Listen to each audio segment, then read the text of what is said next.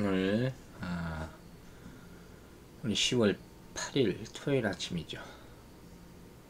오늘 볼 말씀은 사무엘 16장 20절부터 23절 말씀이 되겠습니다.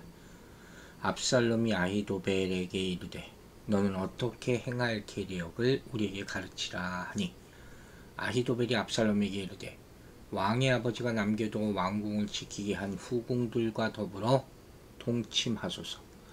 그리하면 왕께서 왕의 아버지가 미워하는 바 됨을 온 이스라엘이 들으리니 왕과 함께 있는 모든 사람의 힘이 더욱 강하여지리이다 하니라. 이 사람들이 압살롬을 위하여 옥상에 장막을 치니 압살롬이 온 이스라엘 무리 눈앞에서 그 아버지의 후궁들과 더불어 동침하니라. 그때 아히도벨이 베푼 계략은 사람이 하나님께 물어서 받은 말씀과 같은 것이라. 아히도벨의 모든 계략은 다윗에게나 압살롬에게나 그와 같이 여겨졌더라. 자, 오늘 말씀은 어떻게 보면 참 이해하기가 어렵고, 어떻게 이런 일이 생길 수가 있나 할 정도로 패륜적이고, 그래서 이 말들, 특히 23절의 말씀은 우리가 잘 생각하고 잘 해석해야지 여러분이 납득할 수 있으리라고 이렇게 생각됩니다.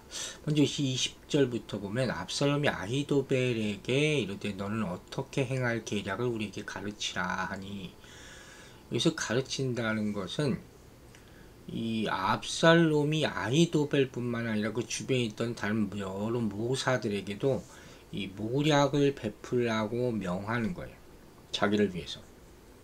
근데 그 중에서 채택된 것은 결국 아히도벨의 모략이었죠. 어제도 그런 얘기를 했죠. 근데 여기서 이제 모략을 베풀라는 것은 구체적으로 뭐냐? 자신이 탈취하는 왕권을 어떻게 하면 계속 유지할 수 있는가? 제일 중요한 건 아닙니까? 그러니까 자기에게로 예루살렘 성으로 사람들이 모이고 있으니까, 자기 예루살렘 성으로 탈취했고 다윗은 지금 도망가 있으니까, 다윗이 아직 죽지 않았잖아요.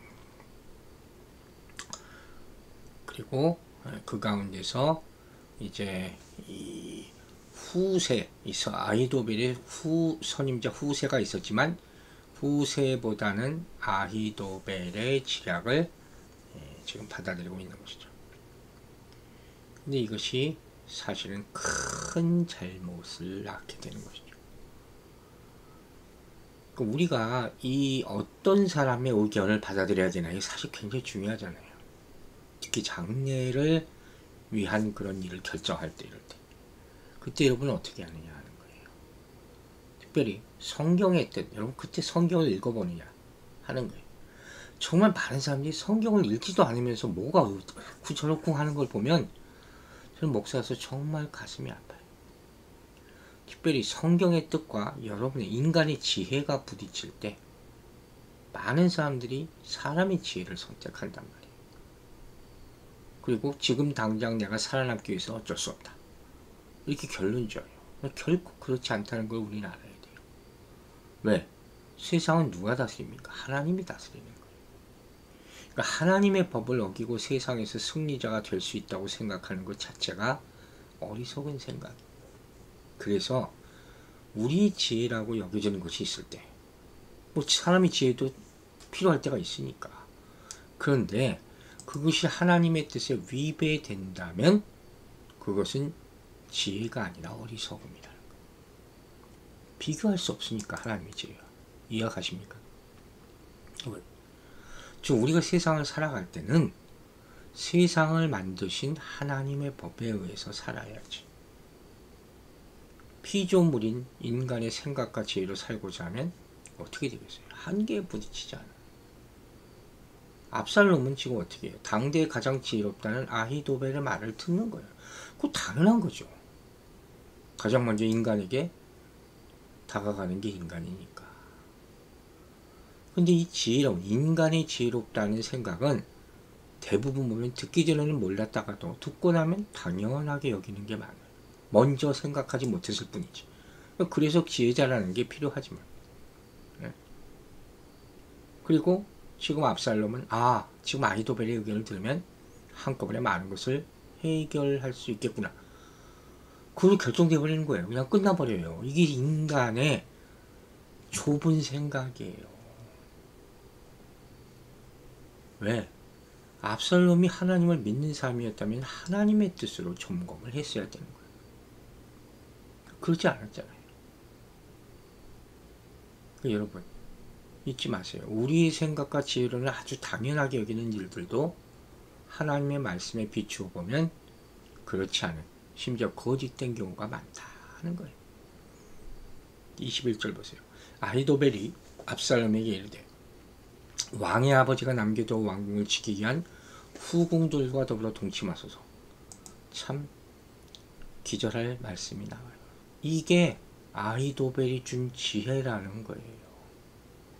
그러면 어떻게 된다는 거예요?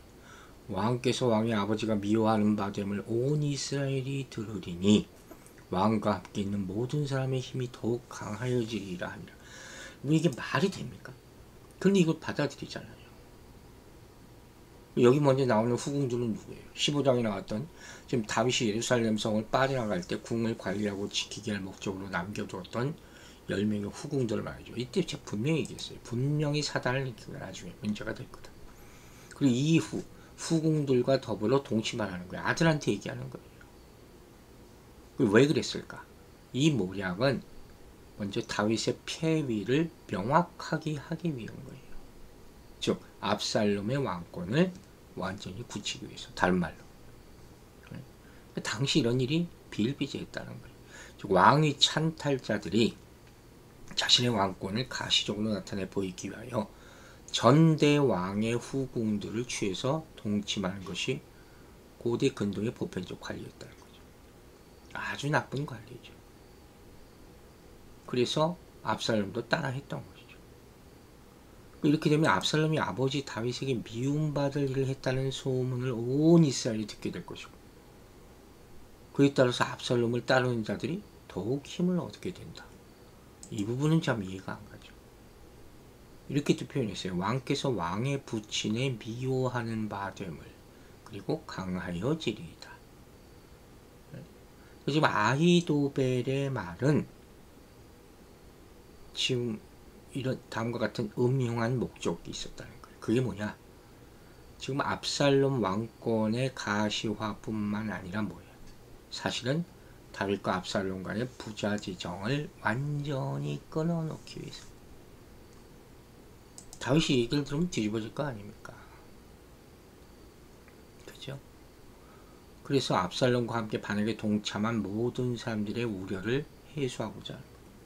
둘이 다시 친해지면 안 되니까. 자기도 죽을 거 아닙니까? 이런 나쁜 꾀를 해치하고 했으니까. 다 반역자가 몰려서 다 죽지 않겠습니까?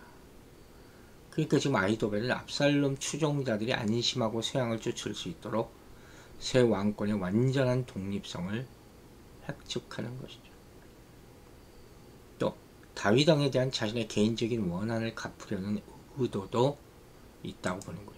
우리가 전에도 얘기했지만 아히도벨이라는 사람이 밧세바의 조업을 하는 사실이 거의 분명하잖아요.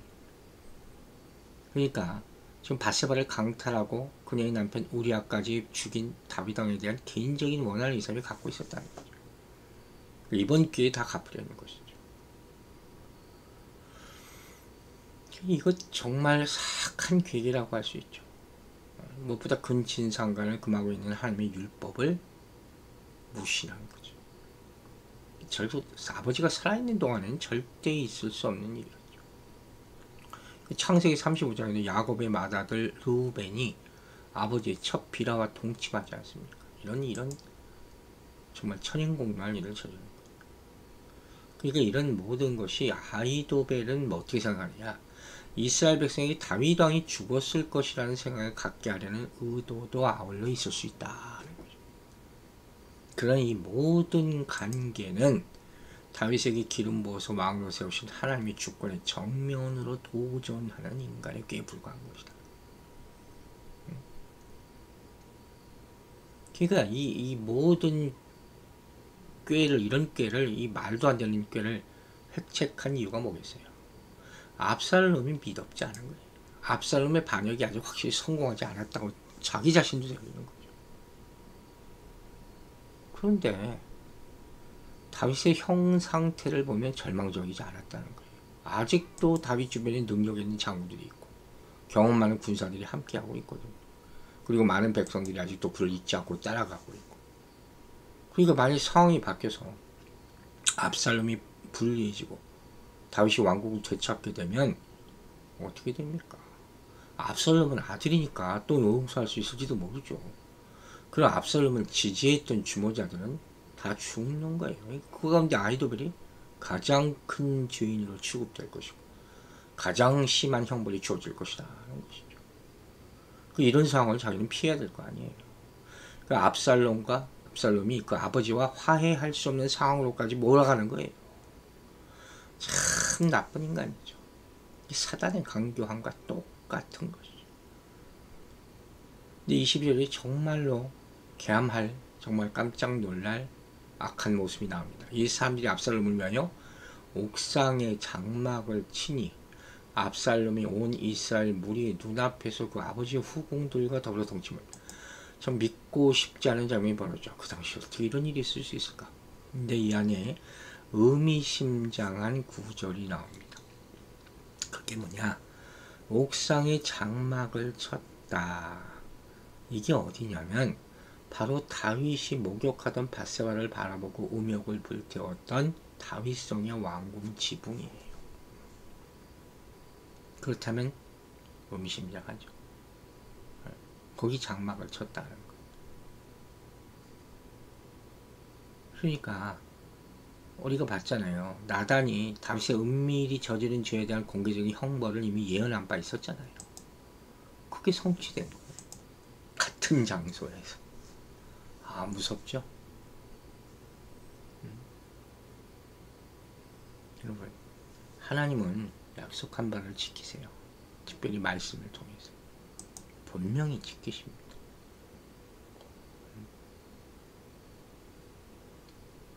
다윗이 타인의 아내를 더럽혔을 때 자신의 침상도 더럽혀진 거죠. 그가 다른 사람에게 해를 입힌 대로 다른 사람도 그에게 해를 끼치도록 허락된 것이죠.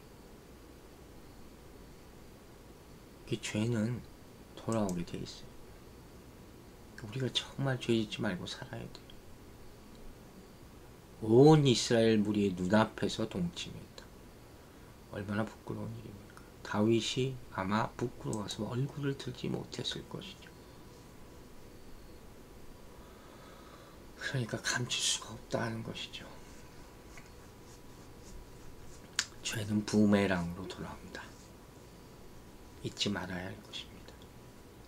그리고 23절에 이렇게 나와 있어요. 그때 아히도벨이 베푸는 계략은 사람이 하나님께 물어서 받은 말씀과 같은 것이라. 아히도벨의 모든 계략은 다윗에게나 압살롬에게나 그와 같이 여겨졌더라. 그래서 하나님께 물어서 받은 말씀이라는 것은 대제사장이 우림과 둠민을 통해서 알아낸 하나님의 뜻이 일반적으로 그거예요. 따라서 여기서 지금 아히도벨의 모략이 하나님께 물어받은 말씀과 일반이라는 말은 그의 모략이 대제사장의 우림과 둠민을 통해서 받은 하나님의 계시 말씀처럼 다윗과 압살롬에게 절대적인 영향력을 미치는 것이었다는 거예요. 그러나 이건 결국 뭐예요? 압살롬에게도 다윗에게도 이스라엘에게도 좋은 말씀이 절대로 아니죠. 왜 이렇게 됐을까? 아히도벨 이 사람에 대해서 연구를 해보지 않을 수 없어요. 이 사람 지혜로운 사람이라고 얘기하잖아요. 그런데 이 사람을 보면 없는 게 있어요. 물론 전에 얘기했어요. 하나님을 먹는다. 그리고 그렇기 때문에 선한 양심은 지니고 있지 못한다. 즉 아히도벨의 지혜는 병든 양심에 사로잡힌 것이었기 때문에 그가 베푼 지혜는 필연적으로 파괴적일 수밖에 없다는 거예요. 여러분 꼭 잊지 마세요. 악한 꾀라는 게 있어요. 악인의 꾀라는 거. 아담과 이브를 속인 뱀처럼 그걸 분별할 수 있어야 되는 것이죠. 아히도벨은 압살롬의 모사가 되기 전에 다윗의 모사가 있잖아요. 그리고 그 지혜 때문에 높은 존경을 받았었고 그런 양심을 버리자.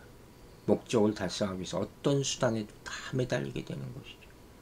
오직 성취하려는 결과만을 추구하고 필요하다고 여기면 어떠한 수단으로 동원하는 약삭빠르고 간교한 자가 되고 말았다는 것이죠. 오늘 우리를 마지막으로 생각합니다. 우리에게 필요한 지혜는 하나님이 주시는 지혜밖에 없습니다. 말씀을 보세요. 또 얘기합니다. 인간의 즐거움에 의지하려 마시고 사람들 사이에 모여서 웃고 떠들고 하는 것, 그거 오래 갈 수 없는 것입니다. 결국 우리를 이기게 하는 힘은 하나님의 말씀으로부터 나옵니다. 인간이 모여서 생각할 수 있는 것은 부족하고 악한 꾀밖에 없습니다. 깨닫게 되기를 주의 이름으로 축원합니다. 기도하겠습니다. 아버지 하나님, 감사합니다. 한 주간에도 참 많은 일이 있었고 우리가 그 가운데 오늘 이 아침처럼 하나님의 말씀을 다시 보게 하심을 감사드립니다. 우리가 하루하루 살아가는 동안에는 가장 필요한 것이 하나님의 말씀이 되기를 원합니다. 게으른 채로 소홀히 하지 말게 하시고 재미없다고 세상의 재미를 구하게 하지도 마시고 오로지 우리를 일깨워주고 살리는 힘과 능력은 하나님의 말씀으로부터 나온다는 사실을 잊지 말게 도와주시옵소서. 내일 거룩한 주일을 맞아 오늘 준비하는 하루가 되기를 참으로 기도합니다. 우리 성도들 세상의 분주함으로부터 모든 것을 내려놓고 쉼을 진정으로 준비하는, 근심을 내려놓고 하나님을 맞을 준비를 하는 그런 하루가 되고 그로 말미암아 거룩한 주일을 구별되게 지킬 수 있도록 축복하여 주시옵소서. 우리의 기도를 들으시는 하나님 아버지, 연약함으로 말미암아 병상에 있는 주의 사랑하는 종을 불쌍히 여겨주시고 셈을 주시기를 또 간구합니다. 매일마다 기도할 때 주님께서 그 생각을 변화시켜 주시고 아버지, 연약한 부분들을 만져 치료하여 주시고 하늘의 소망을 크게 깨달아 인생이 변하는 그런 때가 이때가 되게 하여 주시옵소서. 모든 시간을 주관하시는 주님께 영광 돌리며 진정한 안식의 날이 내일 되길 바라며 예수 그리스도 이름으로 기도했습니다. 아멘.